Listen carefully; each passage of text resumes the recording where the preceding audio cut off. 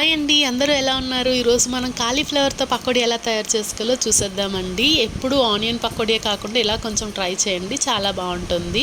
ముందుగా దానికోసం కళాయిలో వాటర్ వేసుకొని బాగా మరిగిన తర్వాత అందులో కొంచెం సాల్ట్ వేసుకొని ఈ కాలీఫ్లవర్ ముక్కలు వేసుకొని ఒక 2 మినిట్స్ బాగా కలిపేసుకోండి పచ్చివాసన పోయేదాకా. తర్వాత వేరే బౌల్లో ఒక కప్పు శనగపిండి, ఒక కప్పు మైదా పిండి, 1/2 table spoon salt, 1/2 table spoon పసుపు, 1 టేబుల్ స్పూన్ కారం, చిటికెడు గరం మసాలా, కొంచెం అల్లం వెల్లుల్లిపాయ పేస్ట్ వేసుకొని కొద్దిగా వాటర్ వేసుకుంటూ బాగా కలిపేసుకోండి. అది చూసుకోండి, కన్సిస్టెంటీ కొంచెం థిక్గా ఉండాలండి, మళ్ళీ పల్చగా ఉండకూడదు. దాన్ని బాగా ఈ ముక్కలకి పట్టించేయండి. మసాలా మొత్తం పట్టించేసిన తర్వాత వేరే కళాయిలోని ఆయిల్ వేసుకొని ముక్కల్ని ఒక్కొక్కటి వేసుకొని బాగా ఫ్రై చేసుకోండి. హై ఫ్లేమ్లో పెట్టుకోకండి, మీడియం ఫ్లేమ్లో పెట్టుకొని దగ్గరికి బాగా ఫ్రై చేసుకోండి. అది గోల్డెన్ కలర్ వచ్చేదాకా ఫ్రై అయిపోయాక ఒక బౌల్లోకి తీసుకొని ఆయిల్ అంతా పైకి వచ్చేసేలా చూసుకోండి.